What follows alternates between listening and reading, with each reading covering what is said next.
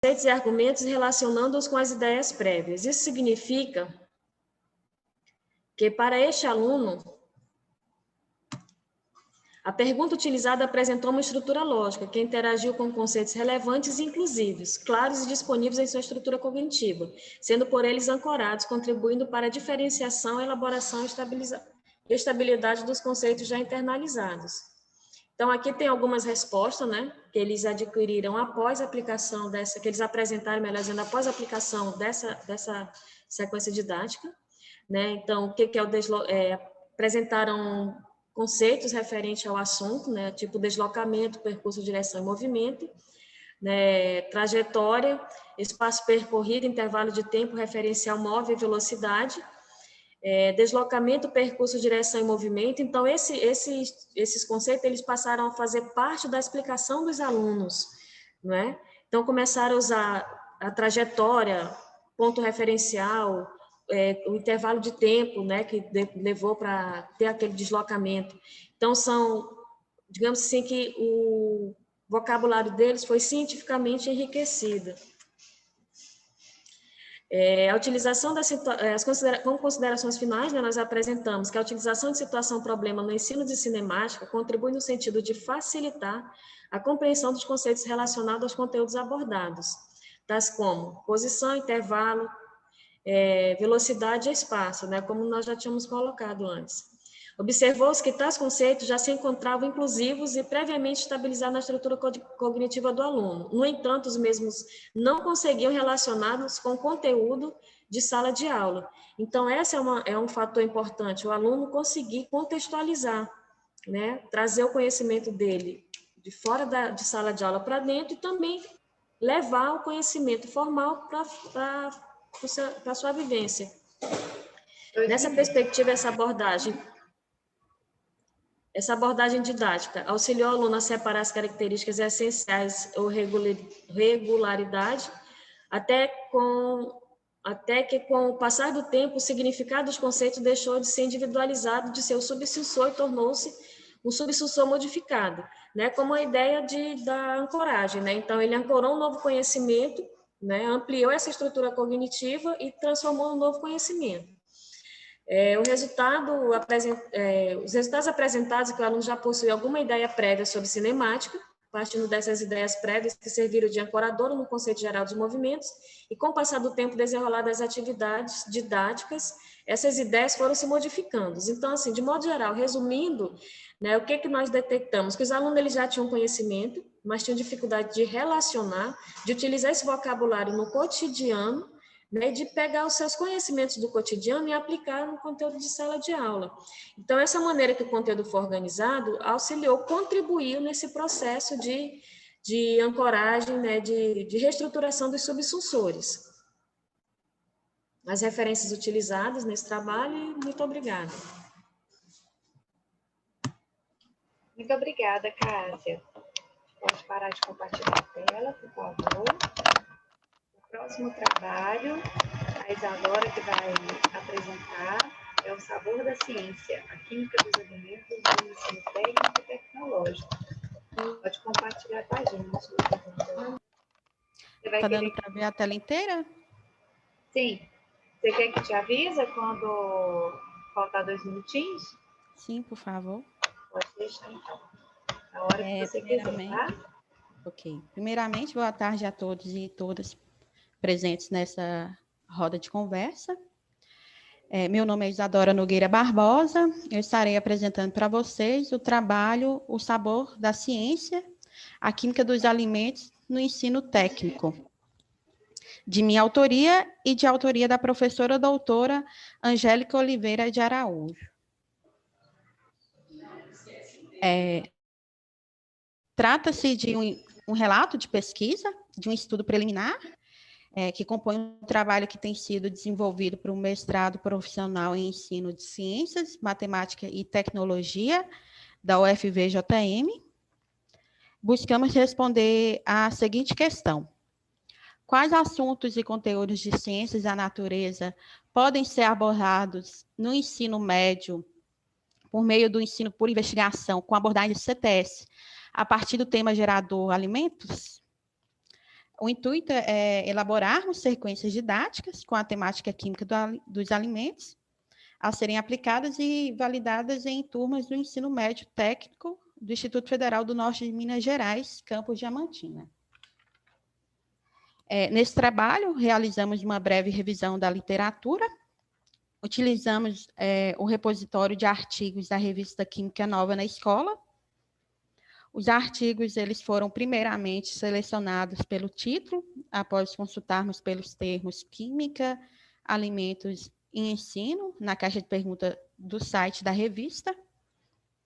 Em seguida, buscamos no resumo dos artigos selecionados por termos que remetessem a alimentos, termos como alimentos, comida, nutrição, amido, nutrientes, rótulo, cozinha, sabor, etc. Posteriormente, os artigos eles foram lidos na íntegra, a fim de encontrarmos tópicos e conteúdos que possibilitassem a construção de atividades investigativas com abordagem CTS, dentro do tema proposto e que integrassem conhecimentos de química e física. Encontramos artigos que apresentaram sugestões de atividades, a exemplo de um que sugeria o conteúdo, sugeria para o conteúdo de termoquímica, atividades relacionadas ao valor calórico dos alimentos, trabalhada a partir da análise dos rótulos. Ainda nesse mesmo artigo, trabalhou-se a função dos aditivos nos alimentos. Outro artigo trouxe uma descrição completa de atividades. Vou ler aqui. Utilizando os alimentos funcionais e seus componentes bioativos, podemos desenvolver, junto aos estudantes, atividades investigativas como procurar os alimentos típicos da região como fonte de compostos bioativos para ser abordada em sala de aula, procurando estudar sua química e seus benefícios para a saúde. Realizar uma diferenciação dos alimentos funcionais processados, dos alimentos light e diet, com base em sua embalagem e rótulos. Realizar lanches coletivos, fomentando o consumo de alimentos funcionais naturais, a fim de demonstrar as características organolépticas dos alimentos naturais baseados em seus compostos bioativos. Esse é um artigo de Canans. Aqui apresentamos sugestões de tópicos e conteúdos que podem ser abordados dentro da temática de alimentos, que construímos a partir dos dados encontrados nessa pesquisa. Dentro do assunto refrigerantes, sugerimos os conteúdos de características sensoriais, concentração, unidades de medida e composição na análise de rótulos, aromatizantes, acidulantes, antioxidantes, corantes, edulcorantes e conservantes, princípio de Le Chatelier, refrigerantes e saúde. Dentro do assunto leite, podem ser trabalhados tópicos sobre temperatura de ebulição e sua relação com a adulteração do leite, substâncias e misturas, solubilidade e separação de misturas. Dentro do assunto de alimentos funcionais, podemos trabalhar com funções orgânicas, hidrocarbonetos, funções oxigenadas e nitrogenadas, isomeria, reações orgânicas, solubilidade, luz e calor, utilizando os carotenoides. Dentro do assunto sais minerais, podem ser trabalhados conteúdos sobre elementos químicos, tabela periódica, distribuição eletrônica, ligação química, função química, cátions e ânions, eletrólitos, osmose e reações de oxirredução, utilizando como, por exemplo, a reação entre o ferro e a vitamina C. Dentro do assunto conservação dos alimentos, podemos trabalhar com reações químicas, cinética e catálise realizadas por enzimas, propriedades coligativas e produtos químicos. Dentro do assunto balanço energético alimentar, podemos trabalhar com conceitos de calor, temperatura e energia, termoquímica, entalpia de reação, princípios do funcionamento de um calorímetro, unidades de energia, calorias, quilocalorias, e Joule, cálculos estequiométricos, reações exotérmicas e endotérmicas e reações de combustão. Dentro do assunto eletrodomésticos e artefatos de cozinha, podemos citar a geladeira, micro-ondas, panela de pressão, garrafa térmica, e podemos trabalhar com transferência de calor, comportamento dos gases, pressão e pressão de vapor, estados físicos da matéria e ondas eletromagnéticas. Lembrando que nesse trabalho nós buscamos por artigos que explorassem conteúdos diferentes do conteúdo de bioquímica. A partir dos resultados deste estudo preliminar, obtemos subsídio suficiente para construirmos uma unidade curricular de 40 horas, a qual chamamos de O Sabor das Ciências. Ela é composta por atividades investigativas de conteúdo de Química e Física e tema alimentos. Essa unidade curricular fará parte do que chamamos de núcleo integrador, no campus Diamantina, Instituto Federal. O núcleo integrador faz parte dos planos de cursos dos nossos cursos técnicos integrados ao ensino médio e tem como um dos objetivos realizar a integração entre o núcleo básico e o núcleo técnico.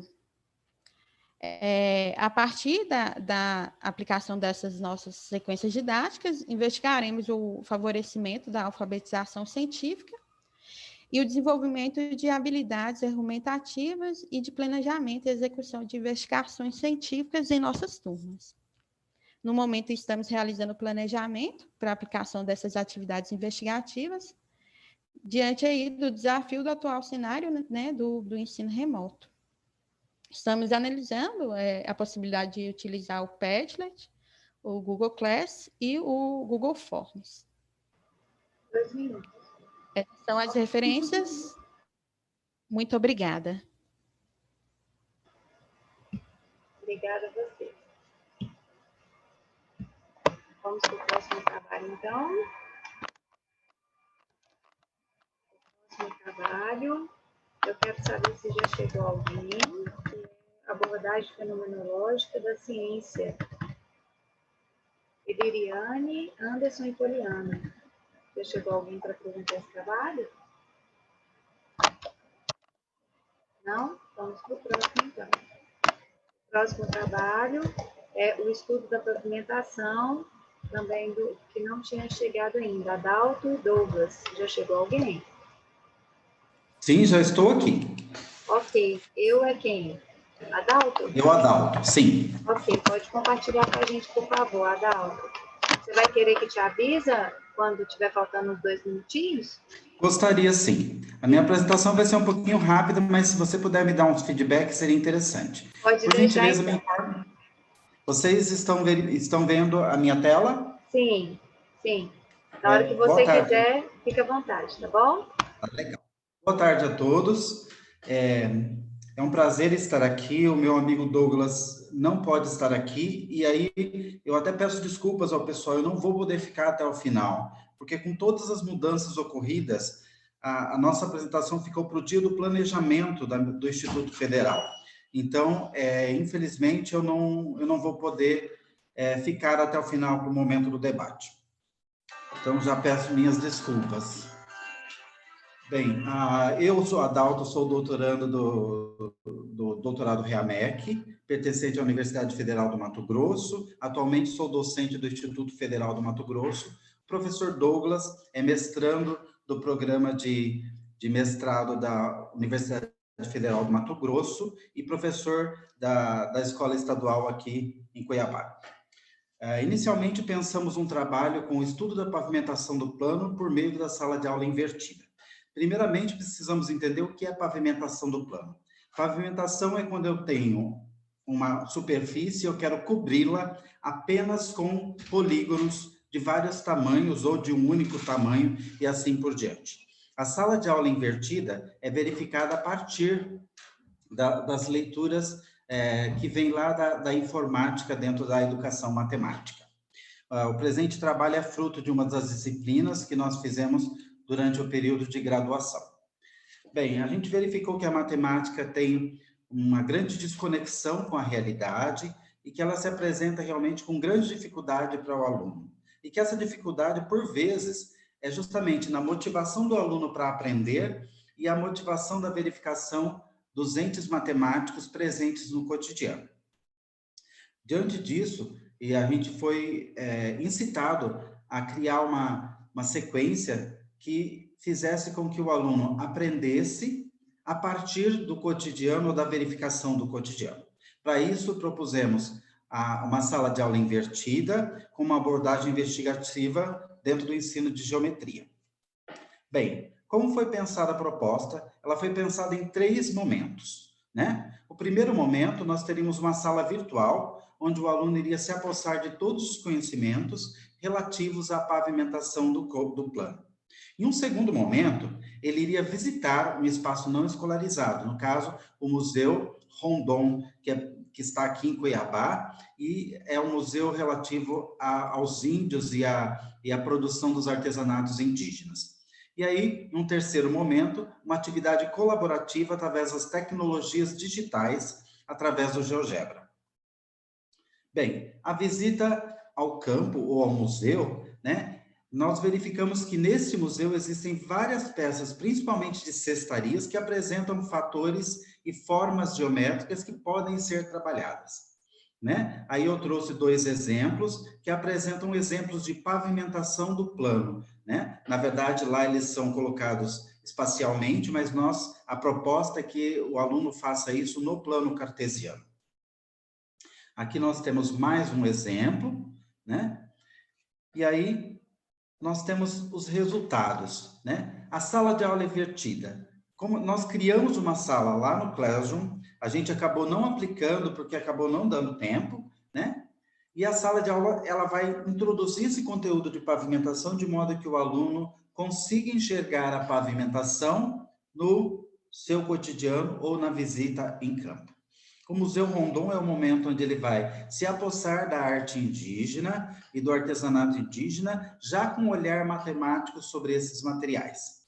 E um terceiro momento, ele vai, através das tecnologias digitais, praticamente, diretamente com o GeoGebra, ele vai fazer a construção desses vários exemplos de pavimentação que foram encontrados. Essa atividade é proposta em grupos para que eles possam realmente discutir e verificar se o que eles verificaram está próximo da realidade.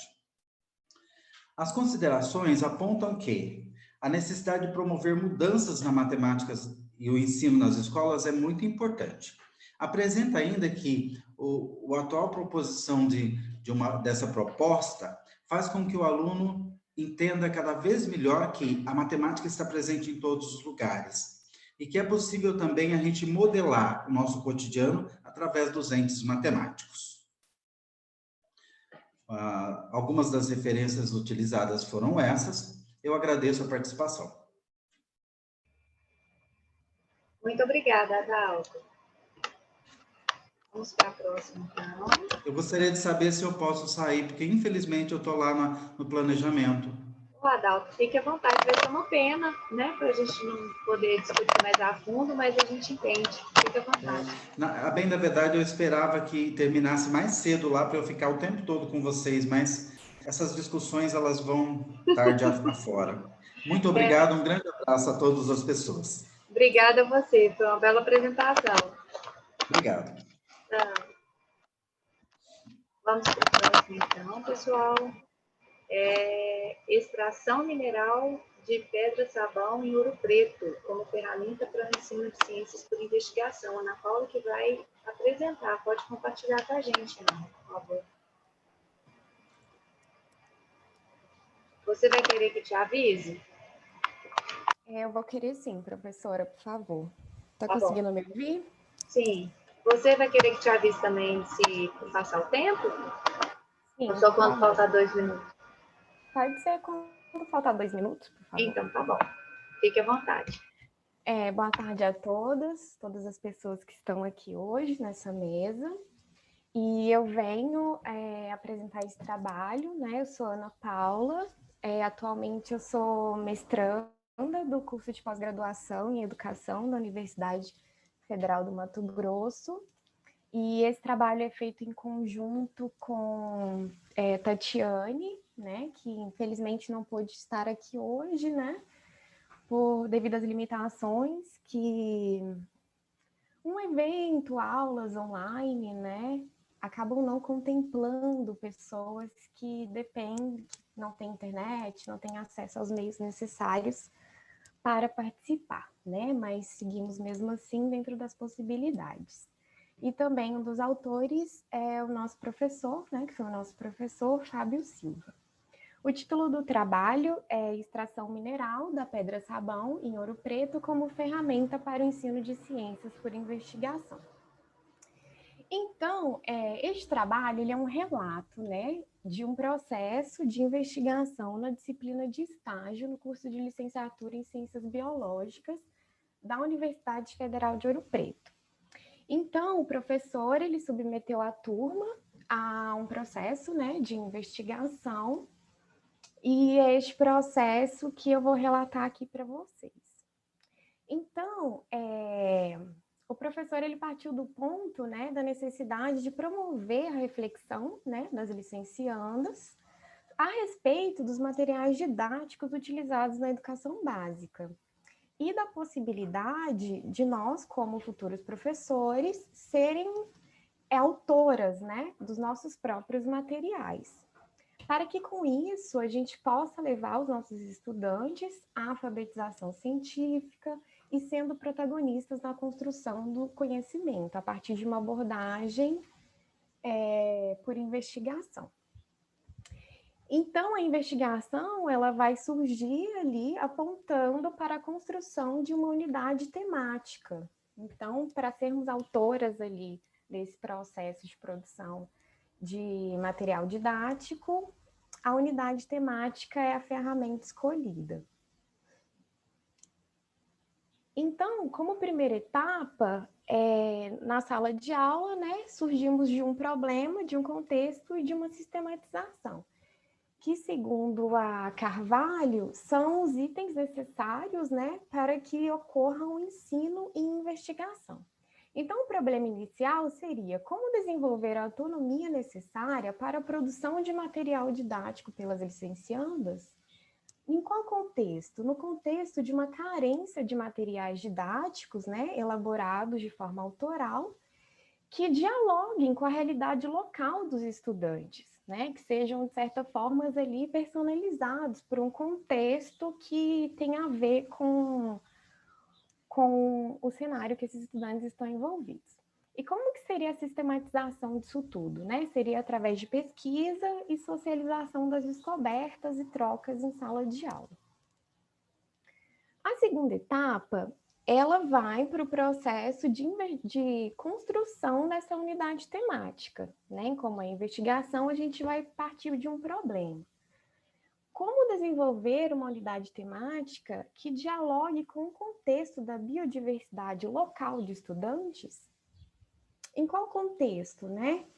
Que os materiais didáticos, né, muitos materiais tradicionais, alguns livros e apostilas, eles acabam fugindo do cenário socioambiental de estudantes, né? Eles acabam sendo muito generalistas ali.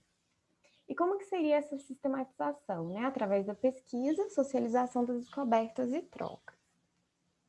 Então, um ponto muito importante para a construção dessa unidade temática era que ela partisse de um tema que tivesse conexão com a biodiversidade local, né? De qual local? De Ouro Preto, né? A cidade de Ouro Preto, Minas Gerais.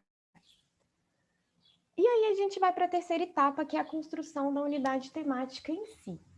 Então, o Santos ele vai falar para a gente que trabalhar com as unidades temáticas traz a oportunidade de construir um material didático complementar que seja flexível e adaptável aos diversos contextos e conteúdos trazidos pelo currículo escolar. Envolve produzir um material que versa sobre um único tema, porém que seja multidimensional.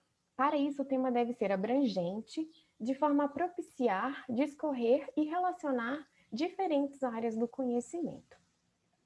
Então, depois a gente aprender o que é unidade temática, a gente vai, então, para o problema inicial, que seria o que está vinculado com a biodiversidade local de Ouro Preto, né? E aí esse trabalho foi realizado em dupla, né? E a dupla eu e minha amiga Tatiane, e pensamos logo, né, o que atravessa a biodiversidade de Ouro Preto. Pensamos na questão da mineração. E o contexto, né? Como seria isso? O que se relaciona com o ensino de biologia para os alunos do ensino médio. Então, a mineração, ela se relaciona com conteúdos de biologia, né? Dentro do currículo? Sim, ela se relaciona, né? Porque a gente for olhar pela questão dos estudos de ecologia, dos impactos ambientais, a mineração, ela pode ser usada para poder contemplar esses tópicos, né?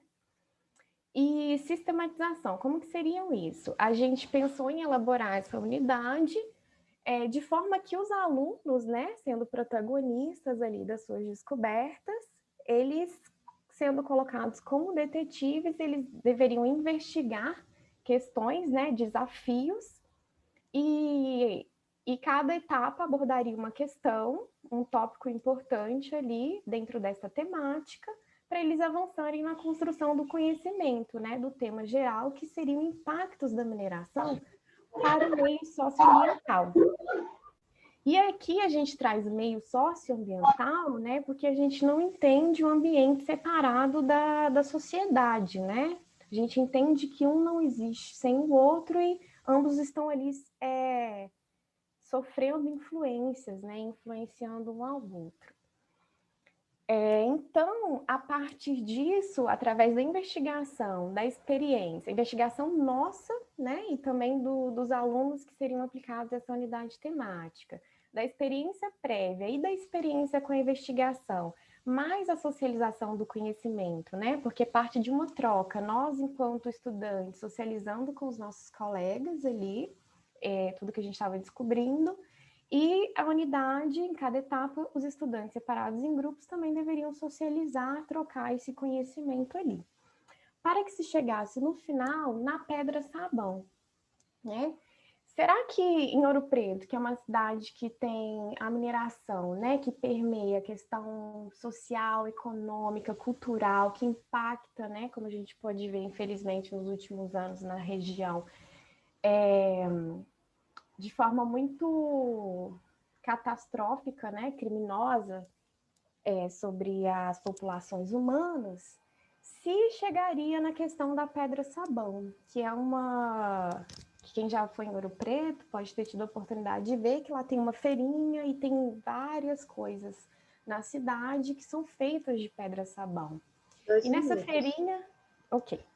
Então, vou passar, não vou entrar muito nessa questão. Então, vamos para os resultados e para o relato, né? Então, um dos resultados foi a construção da própria unidade temática, que ela foi desenvolvida para os alunos do terceiro ano do ensino médio das escolas públicas de Ouro Preto, né? E buscamos abordar de forma transdisciplinar a pedra-sabão, desde o mineral no solo até a comercialização dos artesanatos, que tem como esse recurso a matéria-prima, né? Bem como a importância da pedra para os artesãos e a cultura de Ouro Preto, né? E a sequência de atividade, ela tem a configuração de um jogo investigativo. E para nós, né, enquanto conhecimento, né, o encontro com a abordagem investigativa para pesquisa e prática do ensino de ciências e biologia, o olhar para o processo investigativo como aproximação e socialização de conceitos teóricos e acadêmicos com as questões do cotidiano de estudantes, né? E a possibilidade de nos constituirmos para além de mediadoras do conhecimento, mas assim como os educandos, como integrantes ativas e autoras dos processos educativos e de produção epistêmica. E aí, a consideração final, a gente vai fazer um diálogo com Paulo Freire, né? Mas a educação pensada de forma afetiva, crítica e dialógica foi a principal reflexão trazida com essa pesquisa, né? Fundamentando em uma linha de pensamento para a ação docente das autoras, uma vez que a educação trabalhada de forma crítica e próxima das vivências dos educandos pode atuar na busca pelo sentido da nossa existência, se colocar questões filosóficas fundamentais, mas também se souber trabalhar ao lado do conhecimento, essa nossa capacidade de nos encantar com o universo, né? para que assim possamos elaborar uma forma de conhecer que seja de fato libertadora, emancipatória e transformadora da realidade. Obrigada. Obrigada, Ana. Vamos para o próximo trabalho. O próximo é análise de conflitos epistemológicos em atividades investigativas no ensino de física. O Arthur que vai apresentar para nós. Pode compartilhar a sua tela, Arthur, por favor. Você vai querer que te avise? Vamos faltar 2 minutos? Sim. Fique à vontade, viu? Na hora que você quiser começar. Tudo bem. Boa tarde. O meu trabalho é análise de conflitos epistemológicos em atividades investigativas no ensino de física. Foi realizado por mim e pela Regina Simplício Carvalho. Essa pesquisa foi feita utilizando dados que a gente já tinha pesquisado, né, tanto na cidade de Viçosa quanto na cidade de Belo Horizonte. O que eu vou trabalhar é essa parte que foi pesquisado aqui, em uma pesquisa posterior ao mestrado feito na UFV. A Regina não pôde estar aqui com a gente hoje, ela esteve nos outros dias do congresso, mas hoje ela não pôde acompanhar. Então, inicialmente, Brissa traz essa relevância de se aproximar a construção do conhecimento em sala de aula da construção do conhecimento científico. E como que essa união do fazer ciência em salas, quanto mais próximo for do fazer ciência acadêmica, mais ganhos a gente vai ter para os alunos. Trazendo o Kelly, traz a ideia que na educação científica os alunos podem, através das interações discursivas, se apropriar das práticas epistêmicas.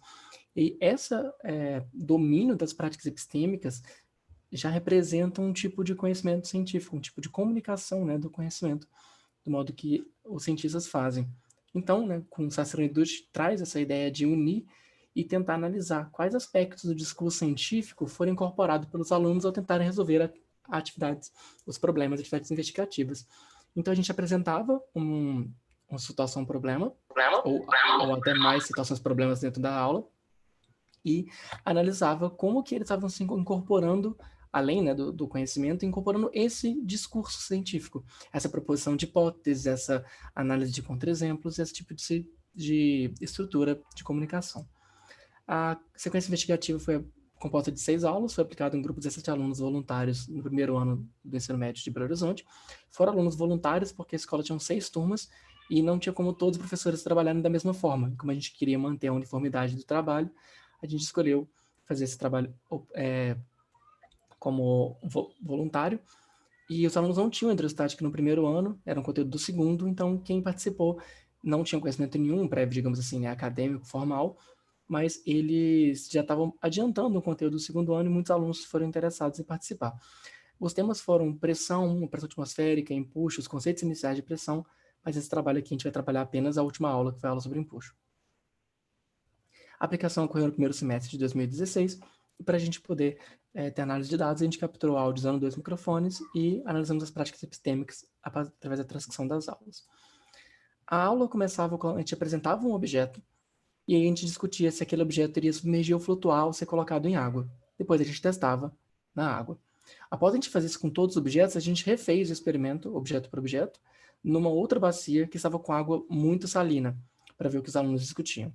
Nisso, eles já traziam umas coisas intuitivas. Por exemplo, alguns objetos demoravam mais para submergir, e eles já falavam que na água com sal ele achava que o objeto ia flutuar, porque no mar é mais fácil de flutuar. Então, eles já traziam esse tipo de conceito que tinha alguma relação ali com o meio. Depois disso, a gente queria que eles tentassem construir esse conceito de empuxo mais formal. Eles tinham uma ideia básica de empuxo, de flutuação vindo da química, só que ainda muito pequena, né, devido ao ponto que é visto na física no ensino médio, e um pouco de coisa de ciências ainda, mas ainda muito residual, assim, muito inicial. Depois a gente queria que a gente testasse que eles conseguiriam construir uma equação para o empuxo, e, por último, uma condição de flutuação, analisando o empuxo e as outras forças. Eles não tinham visto forças ainda também. O cronograma da escola é um pouco diferente, eles não tinham tido aula de forças. Por isso eu tive que começar dando conceito de pressão. Os objetos utilizados foram 2 bacias igual essa, e esses objetos aqui eram 3 blocos de madeira de material diferente, um bloco oco, porque eu queria trabalhar esse tipo de característica, um pedaço de peça de metal aqui, um pequeno cilindro de cerâmica e algumas garrafas PET, que eles tinham à disposição. Agora, trazendo a transcrição do relato. Nesse trecho aqui, a parte interessante é que o aluno começou a argumentar que quando aumentava a densidade, o objeto iria submergir. Aí ele fala, a densidade tinha que aumentar, a densidade aumenta, então tinha que afundar. Aí eu pergunto, mas a densidade fica maior do que a da água? Aí o aluno do 12 ressalta que o importante não é o aumento da densidade, e sim ele ficar maior que a da água. Porque o A5, reparem que ele está discutindo ali, que se aumenta a massa, aumenta a densidade, então ele tem que afundar. Então a ideia aqui é trazer essa ideia, né? Que não é só aumentar a densidade, mas se tornar maior que a da água. Pouco depois, reparem que vai do turno 198, né? Do turno de fala para o turno 212, foi bem pouco depois, eles estavam discutindo como construir esse conceito de empuxo, e um aluno ele decidiu pegar uma bolinha de plástico que estava dentro do material dele e jogar na água que ele achava que flutuava. E outro aluno já falou que achava que afundava antes mesmo do experimento ter sido realizado. O interesse aqui é ver como que os alunos se tornaram agentes construtores do próprio conhecimento, propondo experimentos, propondo algum objeto que poderia ajudar eles a desvendar como isso aconteceria e tomando para si a agência, né, de ser mais ativos durante o processo de aprendizado. Isso aconteceu diversas vezes, mas essa parte do relato que foi um relato que me marcou deles estarem propondo experimentos, que não é uma coisa muito inicial, assim, né? Uma prática epistêmica um pouco mais difícil de chegar, mais evoluída, assim, não apareceu nas primeiras aulas. E aqui, o último relato que eu trago é o momento que eles estavam tentando analisar a flutuação de garrafas PET nos dois recipientes. Então, foi sugerido que eles tentassem submergir as garrafas PET simultaneamente nos dois recipientes, cada um com uma mão. Porém, muitos alunos estavam deixando uma parte ficar para fora, ou quando eles afundavam, eles acertavam a mesa, eles afundavam até bater no fundo da bacia. E com isso, eles não estavam tendo uma noção muito clara de empuxo. Porque como a bacia não era muito profunda, isso acabava acontecendo pelo tamanho da garrafa. Então, eu sugeri que eles tentassem manter no meio termo, sem encostar nem no fundo, nem na superfície, para ver se eles percebiam alguma diferença. E aí, alguns conseguiram, né? O A13 disse que ele consegue manter nessa altura, e aí o A5, assim que ele consegue, ele já fala, ele já propõe a equação, que seria a densidade do líquido vezes o volume deslocado vezes a gravidade. Então ele já traz isso de uma maneira bem clara, e já tinham discutido antes que deveria depender do líquido, deveria depender da situação, deveria depender da extensão ou não, só que ele já traz a equação assim que ele sente essa diferença de um lado com o outro, ele já constrói ele já formaliza, né, esse pensamento, já conseguindo chegar numa equação bem mais matemática, né, por mais que utilizando esse vezes, né, com o primeiro sinal de multiplicação que ocorre, contrastando essas ideias com as ideias do dia a dia. As considerações finais que eu trago aqui é que, através da análise das falas, das aulas investigativas, a gente foi capaz de perceber quais práticas epistêmicas surgiram nos momentos de construção de conhecimento pelos alunos, e também perceber como que eles conseguiam trazer esses conceitos prévios e torná-los científico, né? Eles traziam a ideia de densidade, que a densidade era muito importante, porém, quando você falava, tudo bem, mas ferro afunda ou flutua? Eles falavam que o ferro afundava.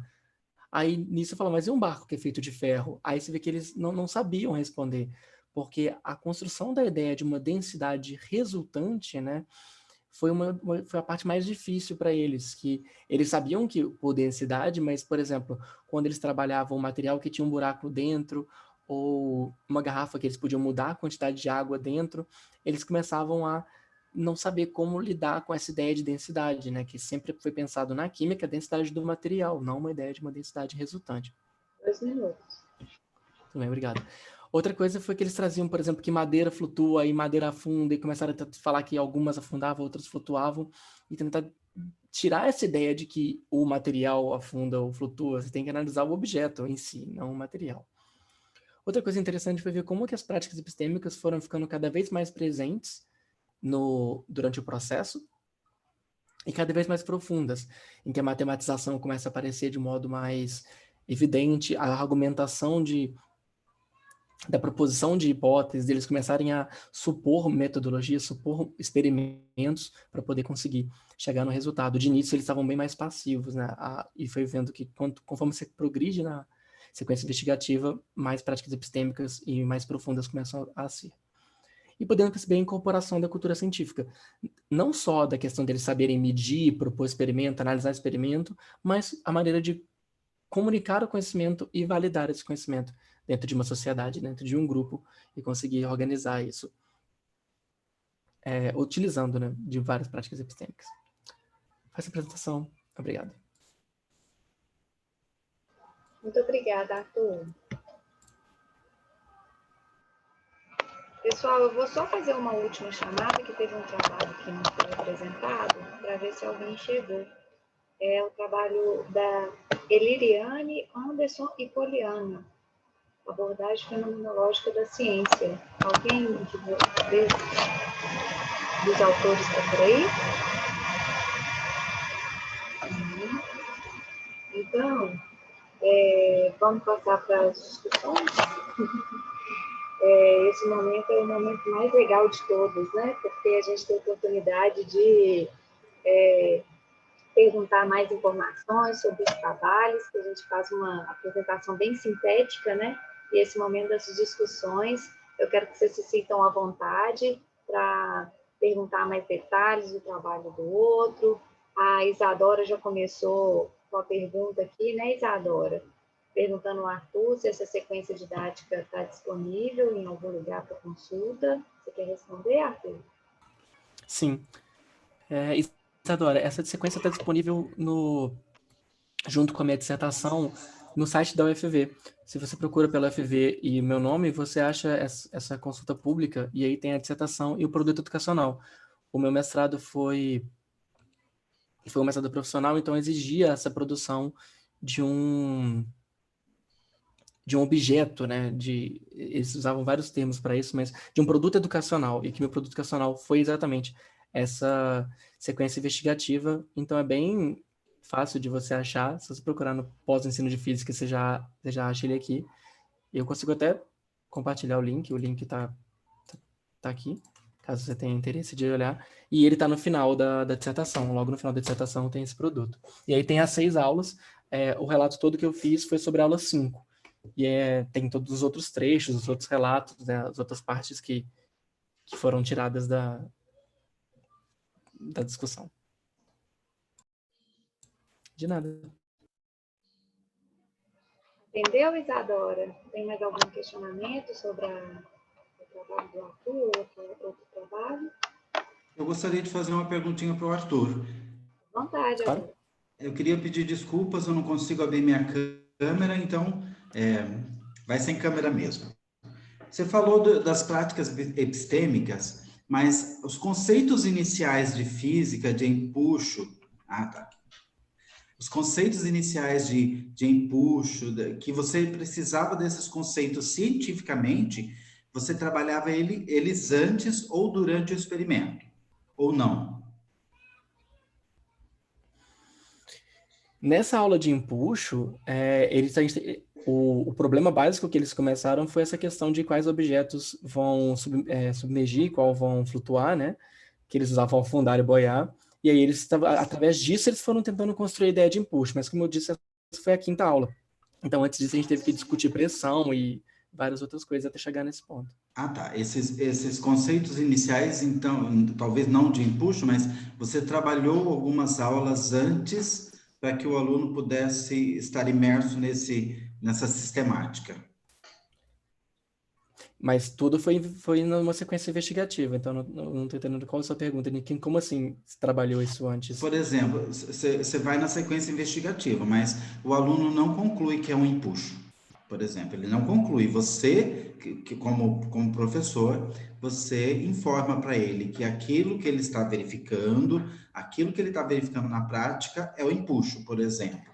Não, eles já sabiam esse termo por causa da química. Eles já traziam isso do ensino fundamental, e quando eles tiveram aula de densidade na química, eles já tinham visto essa palavra. Ah, perfeito. Mas assim, se perguntasse para eles o que era empuxo, eles falavam, é uma coisa que tem a ver com flutuação. mas eles não conseguiam formalizar, né, com clareza isso, porque eles não sabiam forças ainda, né? Então, é uma noção meio confusa. A minha pergunta, ela se justifica porque é o seguinte: atualmente eu trabalho com filosofia da linguagem e trabalho com Wittgenstein, né? E o Wittgenstein diz que ele é um pouco negacionista dos processos de construção do conhecimento piagetianos, e ele diz que esses processos estão na linguagem, né? Então, uma coisa que assusta um pouquinho quando a gente começa a estudar, porque ele vai dizer assim que o aluno fez o salto porque ele tinha um mínimo de aparato apresentado do conceito científico, né? E por isso que eu fiz a pergunta, mas também não elimina que você faça uma análise pela ótica piagetiana de modo algum. Por isso que eu fiz a pergunta, tá bom? Obrigado. Obrigado. Eu não cheguei a ter contato muito com o Wittgenstein, eu vi pouco do conteúdo dele, mas depois desse trabalho eu estava fazendo uma análise mais na linha de Vygotsky sobre essa discussão dos conhecimentos e dos conceitos que eles estavam trazendo, dessa ideia de linguagem e pensamento, foi incorporado depois sobre esse trabalho. Mas analisando, aí quando eu fui para Vygotsky, estava analisando muito a ideia de direção e sentido, que é uma discussão bem frequente, assim, né, nessa diferenciação, mas aí já foi num outro campo. Wittgenstein não entrou, não. Obrigado. Bacana. Eu pensei logo no Vygotsky quando você estava falando, Adalto, eu nunca consigo falar essa palavra, esse nome direito. Wittgenstein. Ele. Eu lembrei muito dos trabalhos de Vygotsky, né, que o Arthur mencionou, porque às vezes a gente fica numa ideia de que os alunos vão conseguir chegar em conceitos que muitas vezes foram construídos em séculos, né? Não foi um conceito que foi construído rapidamente. E às vezes a gente quer que em 50 minutos eles consigam se apropriar e chegar sozinho nesses conceitos. E o Vygotsky, ele vai trazer muito essa ideia da mediação, né? Como que é importante essa inserção na cultura, né? E no ensino de ciências, a Braille, o próprio Duzão, né? Num texto bem clássico deles, eles vão trabalhar muito essa ideia, né? De enculturação, né? De ajudar o estudante a se apropriar dessas construções históricas da ciência, né? Legal.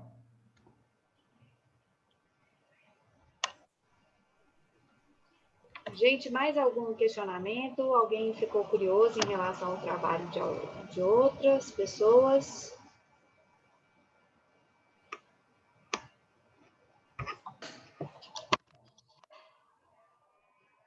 Não? Eu queria saber, Isadora, mais detalhes desse trabalho que vocês fizeram, Isadora. Eu vi que vocês fizeram essa coletânea, né, e as proposições assim, dos conteúdos que poderiam ser trabalhados até formar essa unidade. Eu não sei se eu estou usando os termos certos, né? Mas vocês chegaram a propor as sequências para cada uma dessas temáticas? Você podia explicar um pouco melhor assim, como que foi esse processo, por favor? Ainda não, Ana Paula. No momento, o projeto está em análise na plataforma Brasil e posteriormente a gente vai estar, porque essa unidade curricular ela está sendo construída em conjunto com a professora que é titular da disciplina da unidade curricular O Sabor da Ciência. E aí a gente precisa dessa aprovação no CEP, né, na comissão de ética, para estar submetendo a professora a roteiros de entrevista sobre o que ela espera em relação à unidade curricular, para então construirmos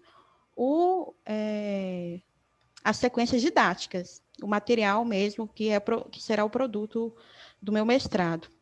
Então, no momento, a gente tem alguns materiais, algumas construções, mas nada já concluído.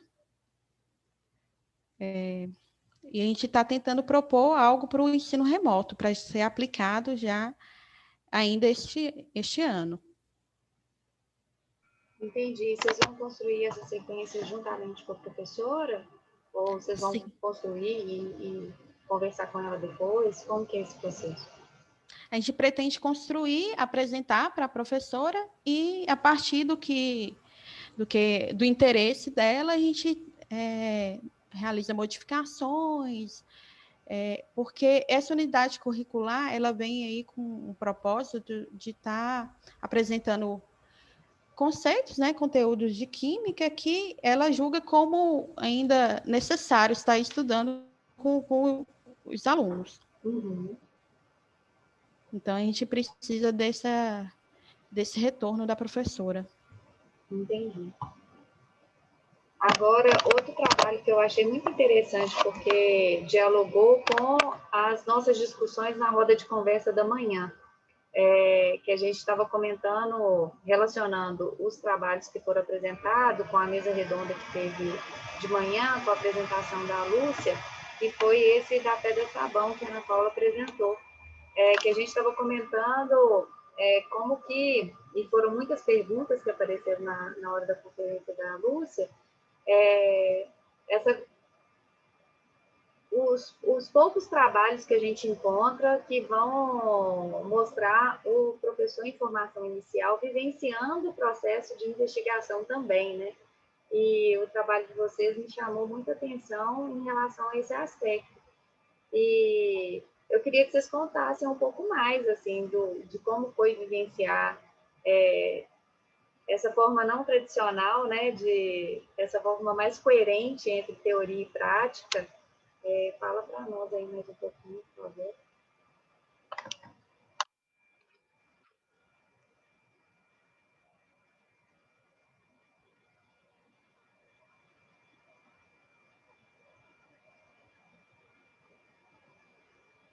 Ana?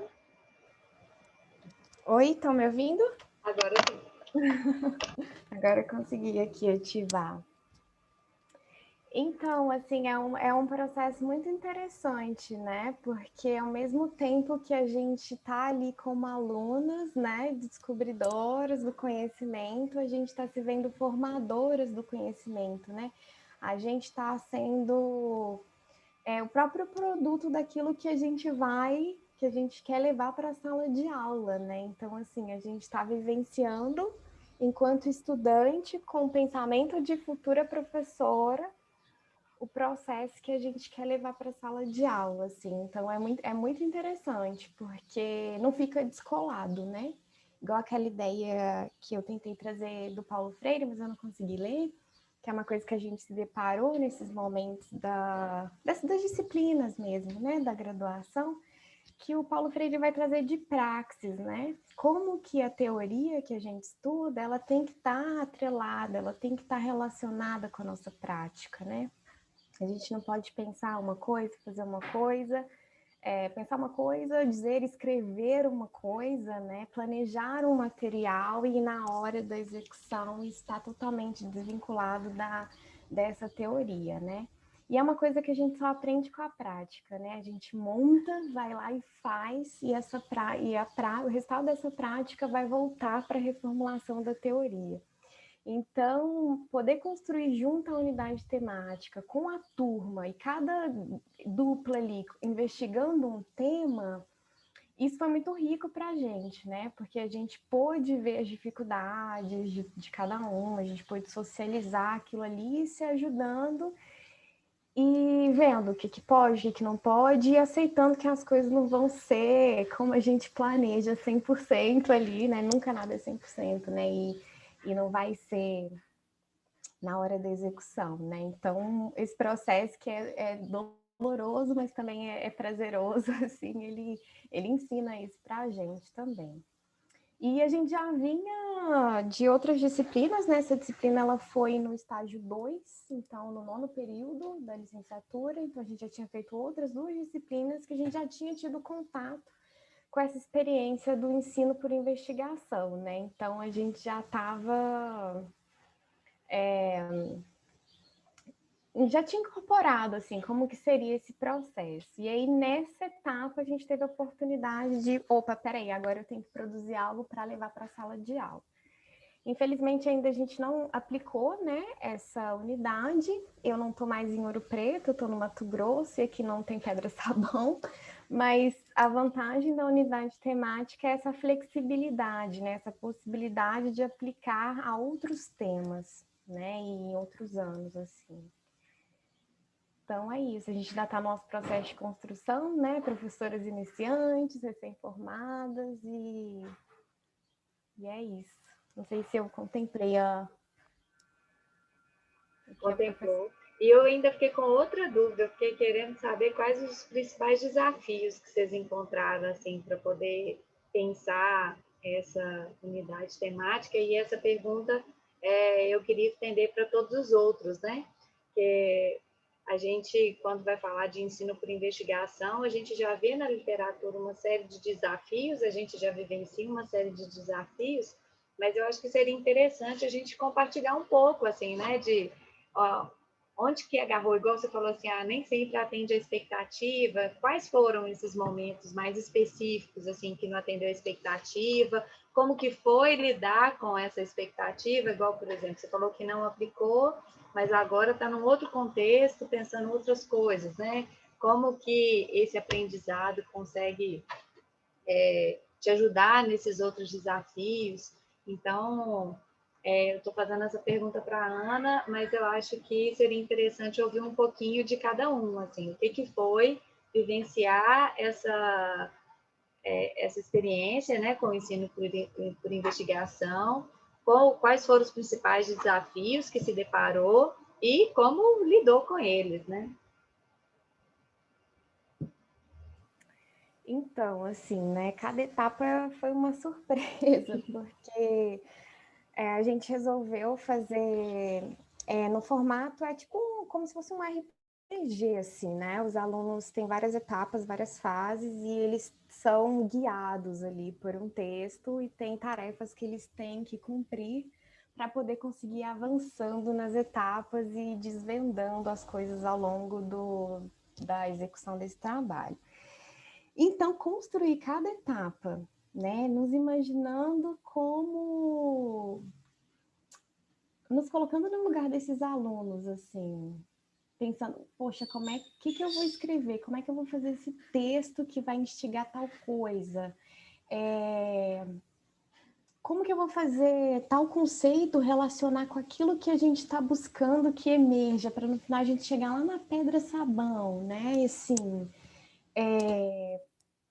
foi muito doloroso, assim, esse processo, e o fato de não ter aplicado, né, gera até uma certa ansiedade, assim, uma dúvida em saber se vai dar certo, né, porque a gente foi, em cada etapa, descobrindo mais sobre Ouro Preto, descobrindo mais sobre a mineração, descobrindo sobre as questões socioeconômicas do local, né? Então, a gente fez a unidade temática ao mesmo tempo que a gente construiu, né? A gente foi construindo para a gente mesma, assim. Então, cada etapa foi... Mas a gente foi, o professor estava ali amparando a gente, né? A gente o tempo todo podia conversar com ele, conversava e chorava com o professor que ia nos orientando, né? Então foi assim, fomos construindo ao longo de todo o semestre, né? Devagarzinho, pensando, estudando, pesquisando muito na literatura, em questões que já tinham sido pesquisadas sobre o tema da mineração, sobre a questão da biodiversidade local, as unidades de conservação. E a gente foi fazendo esses levantamentos para ir construindo ali as pegadas, as pistas, né? Mas com a noção de que não existe uma resposta, né? Um resultado a ser alcançado, né? Além do conhecimento dos alunos, que pode caminhar para várias direções, né? É isso. Passo minha fala para outro colega. Obrigada pelas questões, professora. Muito bom te ouvir, Ana. No meu caso, a primeira vez que eu apliquei numa escola, mas eu fiz a primeira tomada de dados. Só que depois a gente reestruturou todo o processo e aplicou novamente para poder ter melhorado, né, tanto a sequência didática quanto a própria atuação do professor, né, que tem que se acostumar a não puxar a fala para si, saber qual pergunta fazer a pergunta certa mais próxima, né, na hora certa, para poder guiar e tirar esse instinto expositivo que a maioria das pessoas vai trazer, né? Mas teve alguns processos que foram até interessantes, assim. Uma das aulas que eu estava trabalhando, eu trabalhei sobre o conceito de pressão e a gente usou líquido não newtoniano. E aí teve momento que os meninos, que eles viram a ideia, né? Quando você aperta, ele fica duro, e quando você solta, ele fica macio.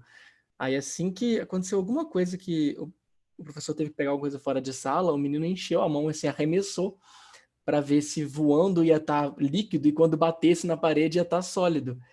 E aí, bem, aconteceu exatamente o esperado. Ele voou como líquido, acertou a parede como sólido, espalhou vários pedacinhos, como se tivesse quebrado o caco de vidro, mas quando bateu no chão estava líquido de novo. Então, quando o professor voltou, os alunos falaram, exatamente aconteceu. Ele, tipo, voou como líquido e aí quebrou como um sólido e tal. Eu falei, tá bom, agora vou ter que limpar tudo, né?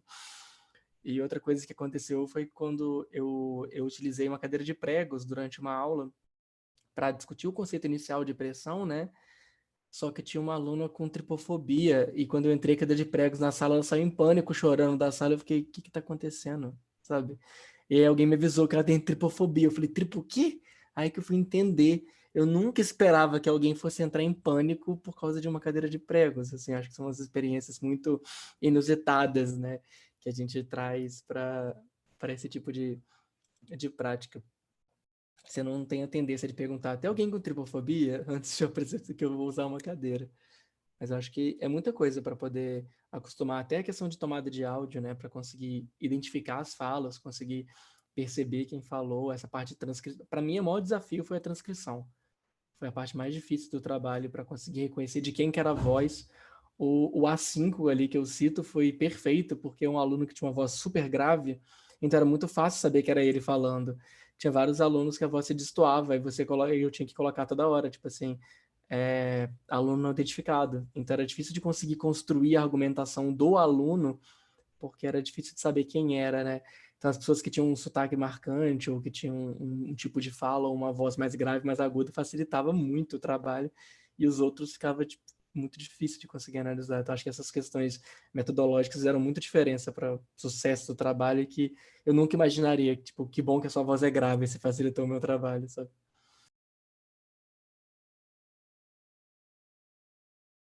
Muito bom. Você quer falar, Isadora? Cássia? Ana Paula, eu queria ouvir dos colegas, dos presentes, se alguém teve alguma experiência sobre a aplicação do ensino investigativo no ensino remoto, sobre como que foi realizado, e quais que foram os desafios também encontrados. Ótima pergunta. E aí, pessoal?